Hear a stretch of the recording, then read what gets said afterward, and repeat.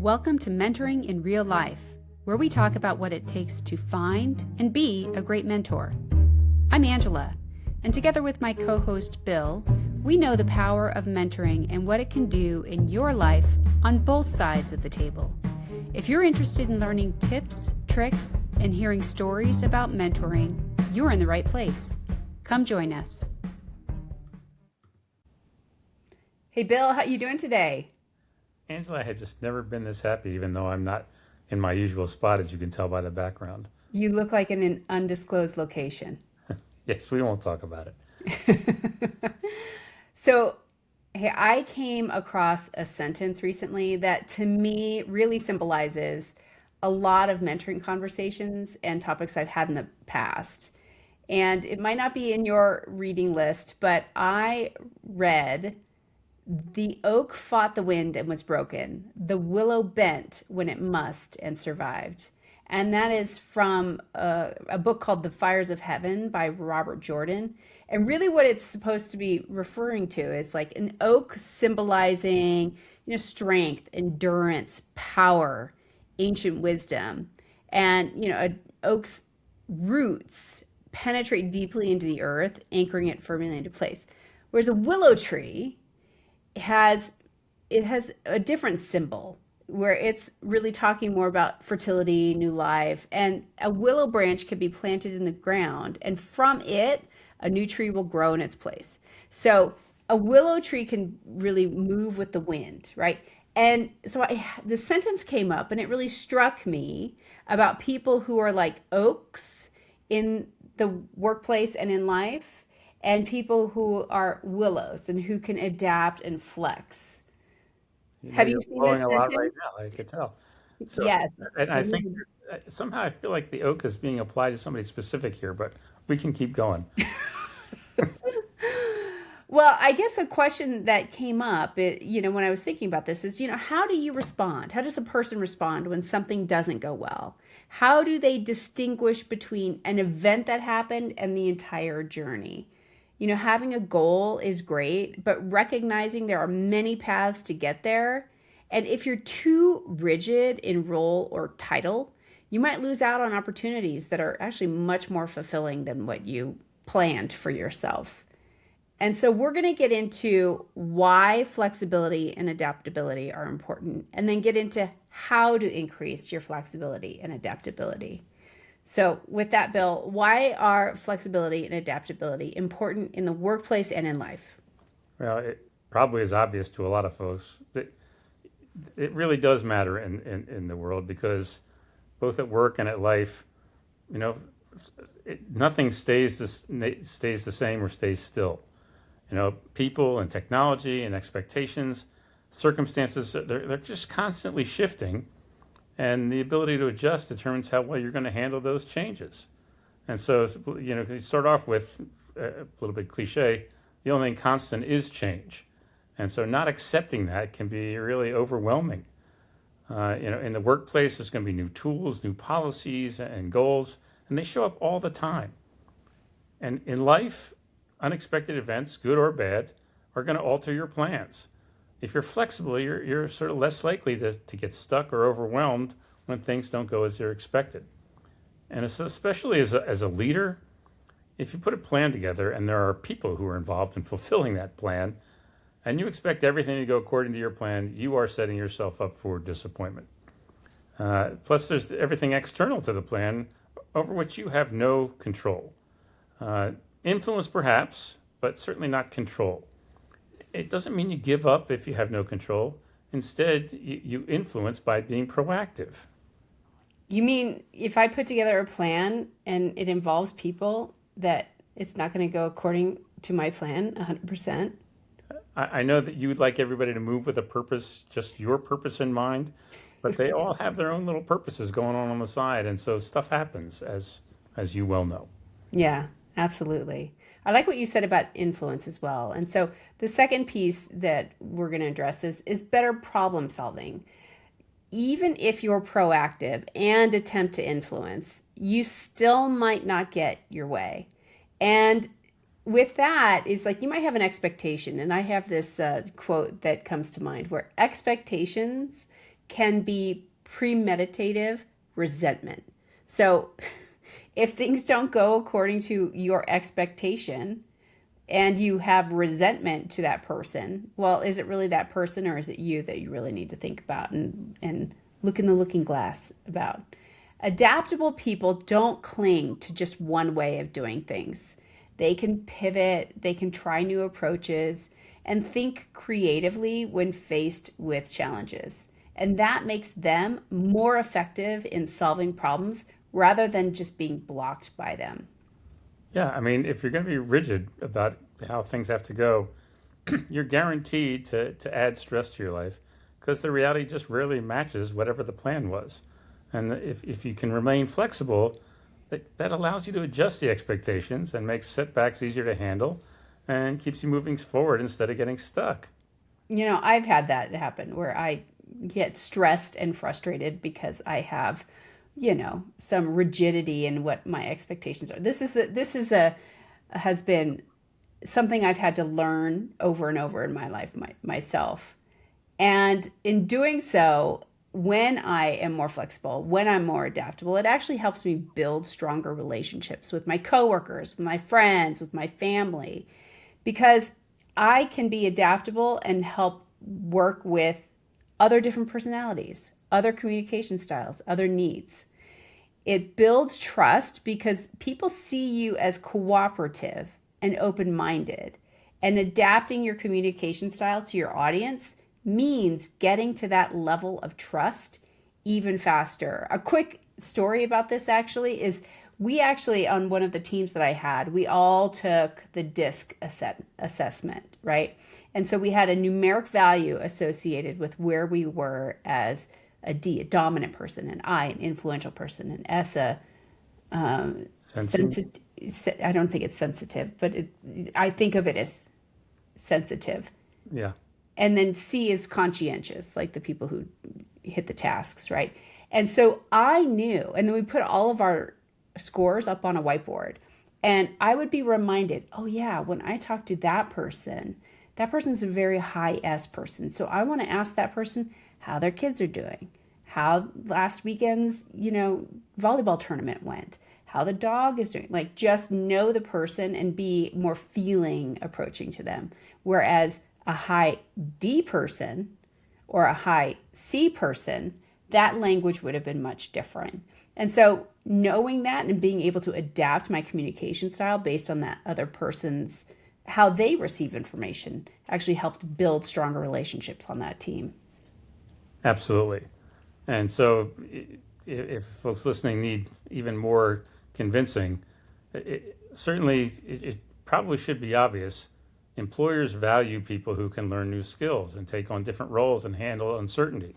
And so, being adaptable makes you more resilient in a changing job market and certainly more likely to grow or advance in your career. It might include being able to adapt when your organization doesn't. People who can see the change coming and prepare for it are going to be way ahead of the people who can't. And so, and those other people, they either can't see it or sometimes choose not to pay attention to the world that's changing around them. If you're adaptable, you're rarely going to feel trapped by your circumstances. You're going to choose to make changes that improve your chance of success, and depending on the evolving situation around you. Yeah.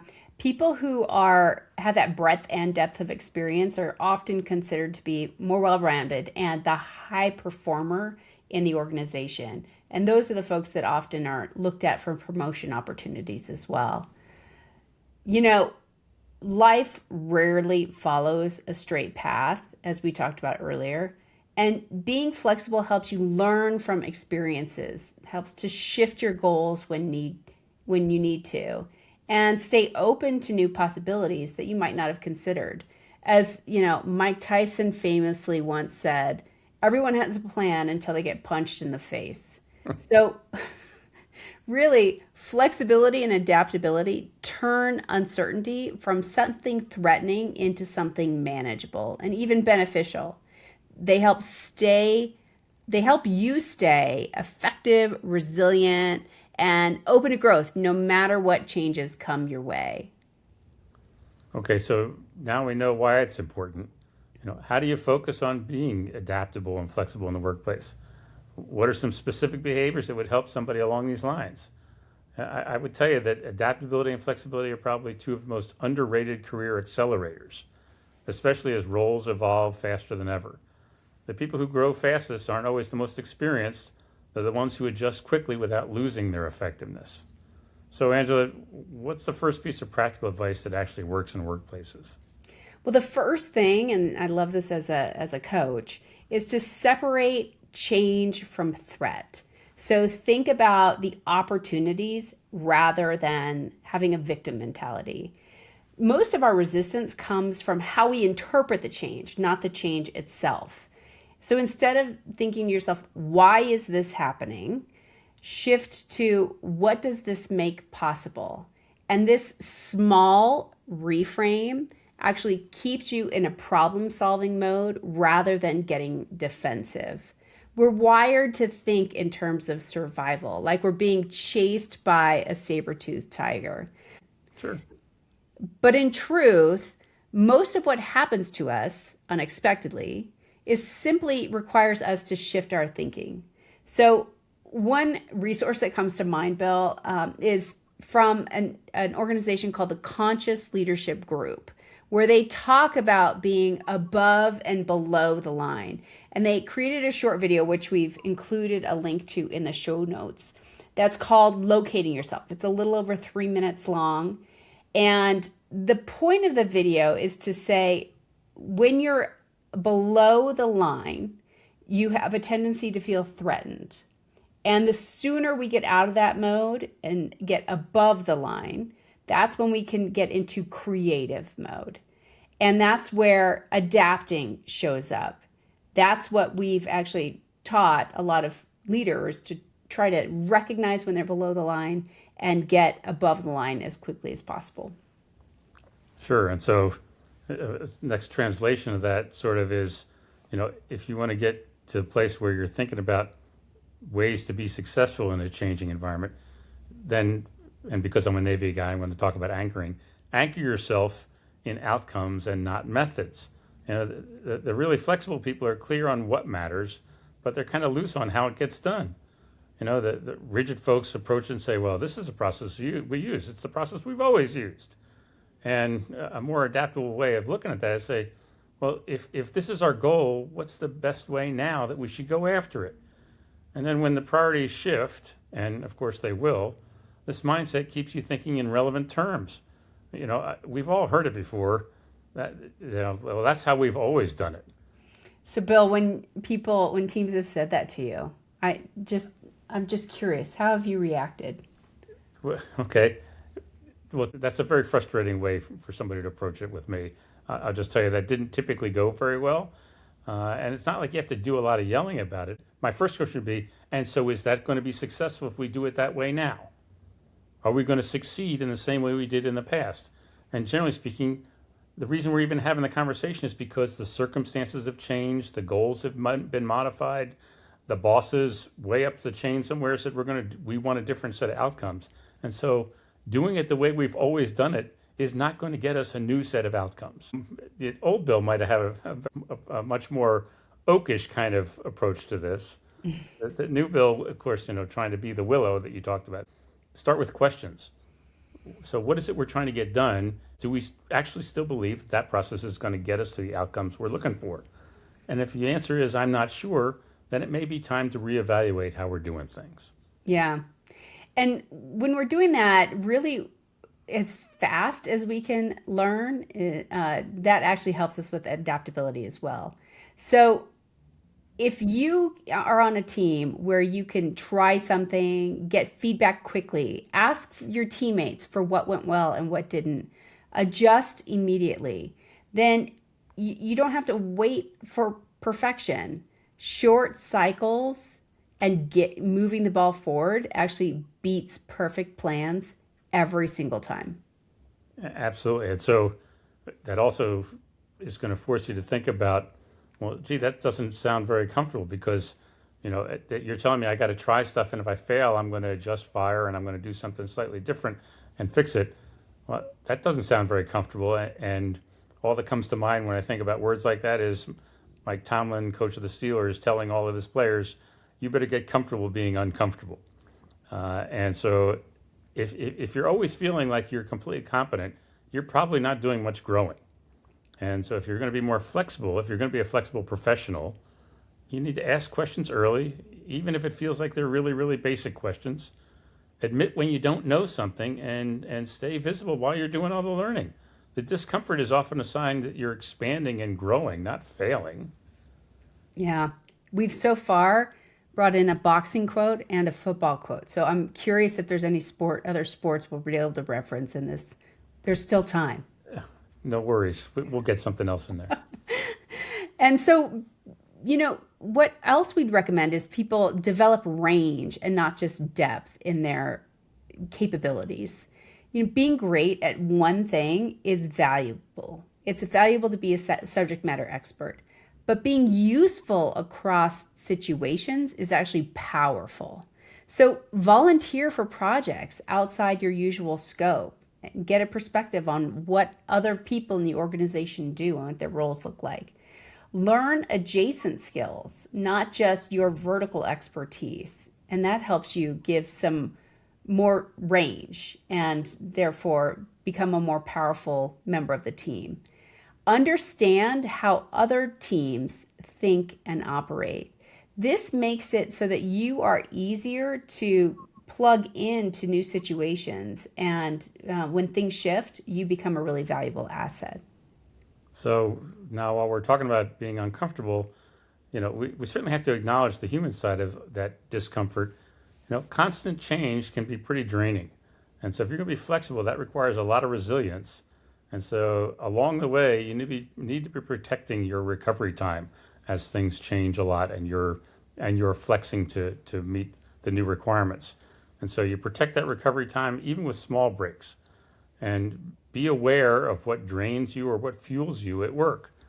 And know yourself. If you're feeling burned out or overwhelmed, take a step back. It's okay. In fact, it's an opportunity to ask yourself, is there a different way to approach this situation? If what you're doing is burning you out, it's time to reevaluate and look for a different path that gets rid of that burned out feeling. Different resources, more help from teammates, different processes, whatever it takes. In episode 18, Angela, we talked a lot about how to sustain health and wellness and energy levels, even when you're climbing the ladder and getting promotions and finding yourself in new situations. So we've included a link to that episode in the show notes if you want to get some more information. No, I loved that episode, actually. It was a great one. One thing that can also help, another how on improving your adaptability and flexibility, is to ask questions, especially during a change. When things are unclear, adaptable people get clarity first and fast. So ask your boss, ask your peers, ask your teammates, depending on the situation. You know who gives you good advice and who will be impacted by the change and who would be able to help answer some questions for you. Some questions that might come to mind are, what's most important right now for us to focus on? What does success look like in this new direction? Or what should I stop doing in order to affect this change? These questions cut through the ambiguity quickly and help set the path forward. Right. The next thing I would add to that is to make sure that while you're doing all this, you do not want to attach your identity to your role. You want to detach those two things. And this is a big one. If your identity equals your current responsibilities, every change to that is going to feel threatening. Instead, if you tie your identity to skills like being a problem solver, a great communicator, a good leader, and not titles or specific tasks, then when your role shifts, you don't feel like you're losing yourself. This is something I feel like I've heard before and dealt with before. In fact, I don't just feel like it. I know that I've dealt with it before from other people. That, when they're asked to move from one role to another within an organization, for lack of a better term, they sometimes freak out if they're asked on to take a totally new role or assignment. And their leadership is asking them to do it because they actually have a belief in them. They see some of those skills that the individual has that they are a problem solver, they're an excellent leader, they're an excellent communicator, whatever it might be, that that individual has those skills that they want to have that person leverage into solving a new issue, into taking over a team that has a lot of problems, whatever it might be, or just a new role entirely. And I've seen people really have to take a step back, and it's important to recognize like you're actually being shown what some of your skills are aside from title. And when you're being shown and advocated for on behalf of, or by your leadership, that's actually demonstrating a really solid leadership value that you have. Undoubtedly. So, in fact, a recent episode, we had Dr. Keith Dorsey on with us, and he even talked about a specific instance in his own life where his boss had said, "Hey, I want you to take on this much broader role," and he wishes he had taken her advice at the time. He looks back on that, and he talked about it in the episode, saying, that they were offering me this because they wanted me to grow in a certain direction. So it's important to think about if the boss is saying, "I want you to take on additional roles or a different role than you've had for a long time, where you've been very comfortable and competent." That's not a time to say, "Oh, I should freak out now." It's time to say, "Wow, they want me to grow and they're helping put me in a place where I might do that. I should look at that as a positive thing, not a negative thing." In that same episode, Dr. Dorsey talked about how he wishes that his mentor at the time would have given him a more strategic view about why she was asking him to take on that other role. And Right. so for the mentors out there, that's just a reminder that when you are asking somebody to take on a new role, tell them why. Give Yeah, them a bigger perspective so that they have a better understanding, and maybe they will stay calm. maybe. It's, And it's worth a shot. it's worth a shot. And speaking of staying calm, that's another piece that really highly adaptable and flexible people do. Adaptability shows up in your emotional state as well as in your actions. So the people who stand out as being highly adaptable and flexible, they don't overreact to uncertainty. One of our great colleagues, Jack Cabana, would always say, there is no good news, there is no bad news, there's just news.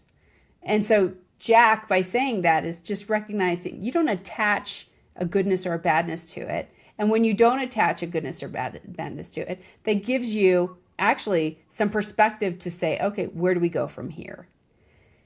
Yeah, what opportunities does this present? And what opportunities does this present? That's right. Because bringing steadiness when things are messy, that really helps the team move forward. Leave your emotions at the door when tackling big changes that's such an invaluable skill. It's certainly okay and sometimes even necessary to acknowledge emotional responses to upheaval, but only for a brief period of time. The quicker you can refocus unemotionally about the situation, the sooner you'll be working on actions to succeed and adapting in the new environment. And that approach can actually help your teammates around you focus on what's next. Calm is such an important leadership trait, even if you're not in a leadership role. Yeah, and so, sort of getting towards the end here, when there's going to be big changes that come to almost any environment, certainly in the work environment. And the an important thing when you get some monstrous change is to sort of take a step back and see if this is a pattern. We start out with saying not all change is random or unique. I would suggest most change is not random or unique, particularly in the government, for example. The pendulum swings back and forth in almost any given set of situations. And frankly, it's the same with history. If you don't learn from history, you're bound to repeat it. And we seem to be pretty good at repeating history. Right now. And yeah, yeah. And so, one thing you can do when you're faced with these kinds of challenges is to look for a senior mentor in the organization and ask them questions about whether something like this has happened previously, and what's the rationale for the change, and what was the outcome when it happened. Because generally speaking, most problem sets fit into either they're a repeat of something that has happened before, or they fit into sort of a class of problems that are similar. And so actually, I'm reminded of a book we've recommended a couple of times, How Big Things Get Done. It talks about the fact that virtually all challenges can be fit into a class of something that's been done before similarly. And so when you're looking at things like that, you can say, so what tends to trigger that kind of a change that we're having right now? How did leadership respond to that change in the past? Where are things going to go next? And how close is the situation to what happened previously?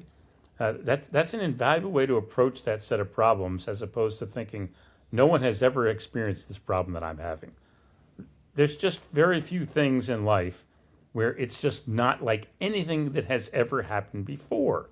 And so looking at how that's gone before can be very instructive. And when you look at how the process has gone before, it also can settle you down a little bit. Oh, okay, I can see what's gone on before.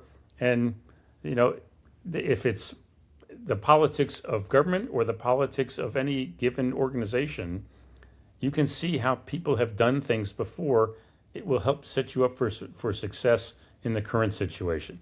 So just take advantage of the people who have been there for a while to see if they can help you recognize a pattern from before that's going to help you plan a more effective response.